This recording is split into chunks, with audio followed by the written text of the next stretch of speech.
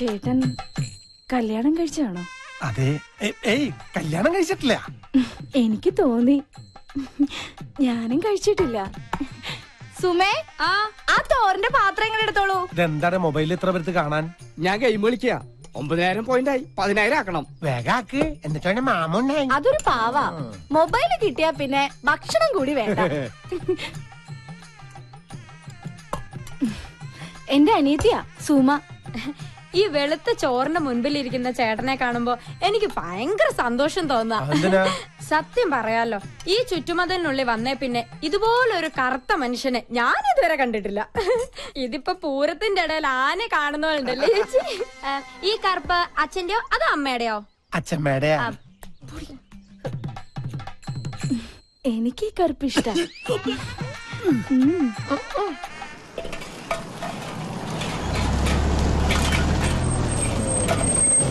Good morning. Good morning.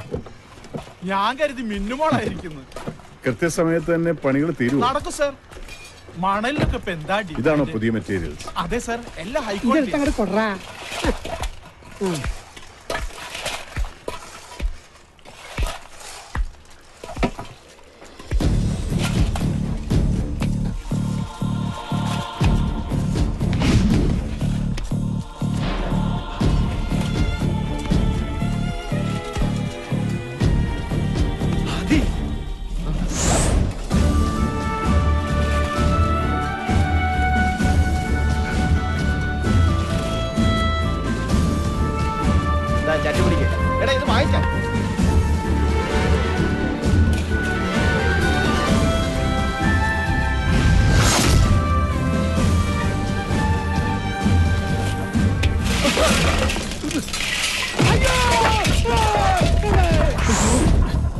Antony, വണ്ടി എടുക്കും.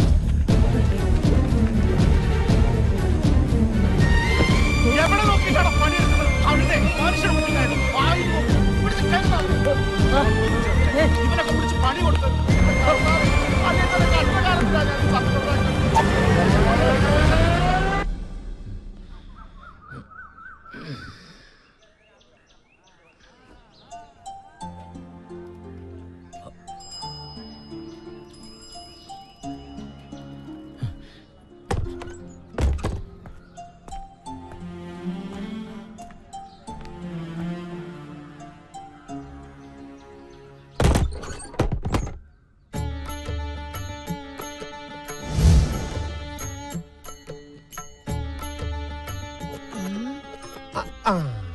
ഞാൻ സത്യശീലൻ. പക്ഷേ ഇത് ഞാനല്ല. യഥാർത്ഥ ഞാൻ. കണ്ടു പേടിക്കണ്ട. കൈരേഖ നോക്കി സത്യസന്ധമായി ലക്ഷണം പറയുന്നതിന് ലക്ഷണം കെട്ടവന്മാർ എനിക്ക് തന്ന ദക്ഷിണകളാണ് ഇതെല്ലാം. മൊത്തത്തിൽ നാട്ടുകാരുടെയും എന്റെയും സമയം ശരിയല്ല. എന്നാലും ഞാൻ സത്യമേ പറയൂ. നിങ്ങൾ ആദിത്യന്റെ അപ്പനല്ലേ? അതെ. അവൻ ഇവിടെ ഇല്ല എന്ന് പറയാൻ എന്നെ ഏൽപ്പിച്ചു. അതൊരു സത്യം. പക്ഷേ ഞാൻ കള്ളം പറയുകയില്ല. അത് മറ്റൊരു സത്യം. അവന്റെ അകത്തുണ്ട്. അതാണ് സത്യം.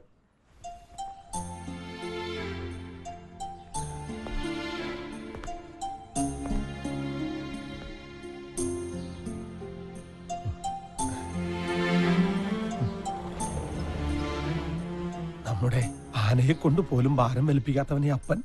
എന്നിട്ടും നീ, ഞാനും ലക്ഷ്മിയും നിന്നെ വെയിലും മഞ്ഞും കൊള്ളിക്കാതെ വളർത്തിയതല്ല മോനെ. എന്നിട്ടും എനിക്കിതൊന്നും സഹിക്കാൻ പറ്റണില്ല.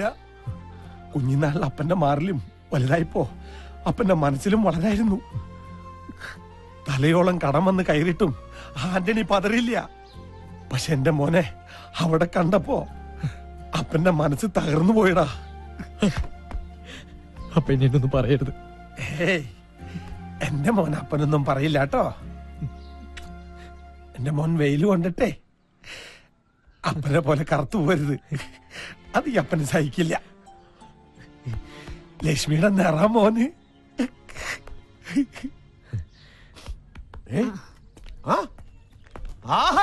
ഹൃദയരേഖയും ദാമ്പത്യരേഖയും പിണങ്ങി കിടക്കുന്നു. നീ ശ്രമിച്ചാൽ കിട്ടാവുന്ന ഒരു നല്ല ജോലിയായിരിക്കും അത്.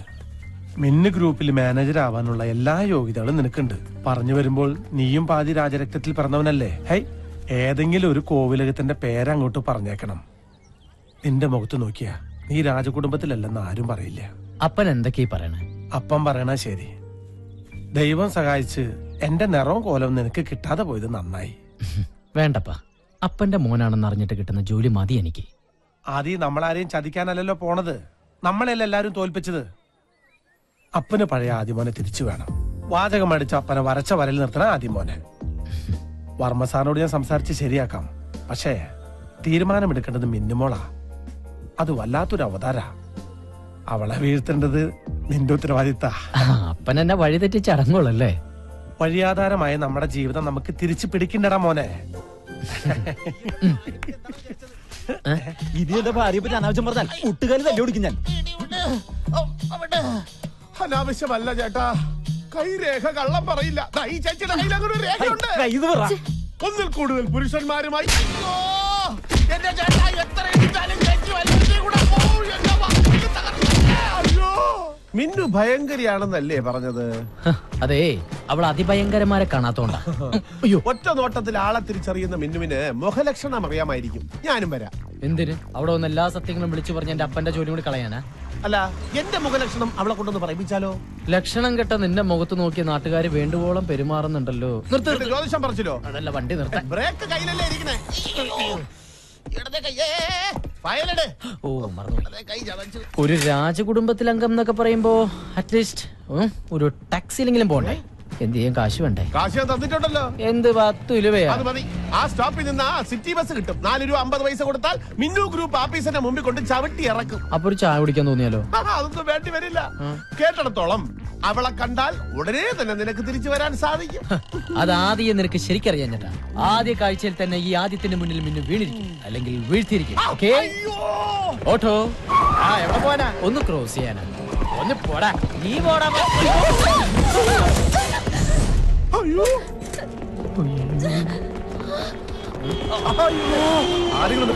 എവിടെ നോക്കിയാടി ആളെ കൊല്ലി വണ്ടി ഓടിക്കണത്? മുഖത്തൊരു കണ്ണട ഉണ്ടല്ലോ, എന്നിട്ട് കണ്ടില്ല? നിങ്ങളല്ലേ ശ്രദ്ധിക്കാതെ റോഡ് ക്രോസ് ചെയ്തത്? സ്കൂട്ടർ ഓടിക്കുമ്പോ ദിവാസ്വപ്നം കണ്ടിരുന്നാലേ കാൽനട യാത്രക്കാരെ കാണില്ല. നീ എന്തായാലും നോക്കി പിടിപ്പിക്കണേ. ഒന്ന് മാറിയേ. നോക്കടാ. സത്യം പറഞ്ഞാൽ ഇവിടെ നടന്നത് ഈ കുട്ടിയുടെ കുഴപ്പം കൊണ്ടല്ല, അശ്രദ്ധ കൊണ്ട്. അതെ, അശ്രദ്ധ കൊണ്ട് ഇതുപോലെ ഒരിക്കൽ പറ്റിയതാണ് ഇങ്ങനെ. അതെ, കുട്ടിയുടെ നെറ്റിന്ന് ചോര വരുന്നുണ്ടല്ലോ. ചോര വരുന്നുണ്ടോ? എങ്കിൽ സമാധാനം. എനിക്കുള്ളിലാ പറയും, ഞാൻ തലയടിച്ചാ വീണത്. ഒരു ഹോൾ ബോഡി ചെക്കപ്പ് വേണ്ടി വരും. എന്ത് വേണ്ടെന്ന് വെച്ചാ ചെയ്യാം. എനിക്കൊന്ന് പെട്ടെന്ന് പോണം. അങ്ങനെ പെട്ടെന്നൊന്നും പോകാൻ പറ്റില്ല. പോലീസ് വരട്ടെ, കേസാക്കാം. അല്ലെങ്കിൽ എനിക്കൊരു തല സ്കാൻ ചെയ്യണം. ഇതെന്താ ഇത്? 500 രൂപ മൂത്രം ടെസ്റ്റ് ചെയ്യാൻ പോലും തികയില്ല. ഈ തല സ്കാൻ ചെയ്യാൻ മിനിമം ഒരു 2000 രൂപയെങ്കിലും വേണ്ടി വരും. തൽക്കാലം അത് മേടിക്കേ. ആഹാ, ഇത് ലക്ഷങ്ങൾ മുടക്കി MBA വരെ പഠിച്ച തലയാണ്. കാണികളെ, നിങ്ങൾക്ക് ഒരു കാര്യം അറിയും, ഈ ഒരു തല കൊണ്ട് വേണം ഒരു കുടുംബത്തെ പോറ്റാൻ. അതിങ്ങനെ മൂക്കത്ത് കണ്ണടം വെച്ച് ആകാശത്തേക്ക് നോക്കി വണ്ടി ഓടിക്കുന്നവർക്കൊന്നും പറഞ്ഞാൽ മനസ്സിലാവില്ല. അയ്യോ, എനിക്ക് തലവേദനിക്കുന്നേ, എനിക്ക് തല സ്കാൻ ചെയ്യണേ. 2000 വെച്ചിട്ടാ? ചേട്ടന്റെ ഫയലിതാ. പോവാ. താങ്ക്സ്. ഒരു 500 രൂപ തരുമോ? സോറി, തരില്ല. ഒരു 400 രൂപ. 5 പൈസ തരില്ല. ഒരു 200 രൂപ. ഇത് ഞാൻ പണിയെടുക്കാതെ അധ്വാനിച്ചിട്ടാക്കിയ കാശാ. ടാക്സിക്കാരാ, വണ്ടി എടുക്കും. എത്ര പേരുണ്ട്? എനിക്ക് ഒരു പേരേ ഉള്ളൂ, ആന്റണി ആദിത്യവർമ്മ. തന്റെ ഓരോ പറഞ്ഞേ വണ്ടി മിന്നു ഗ്രൂപ്പിലേക്ക് ചലിപ്പിക്കും. നമുക്കിനി കാണാതിരിക്കാം കേട്ടോ. വഴിയിൽ നിന്നും മാറി നിൽക്കും ഭിക്ഷന്തേരി. സമയം തെളിഞ്ഞെന്ന് തോന്നുന്നു. ഡ്രൈവർ, വണ്ടി ഒന്ന് സ്തംഭിപ്പിക്കൂ. ഇത് അപകടം പറ്റിയ കുട്ടിയല്ലേ? ഹായ് അപകട കുട്ടി.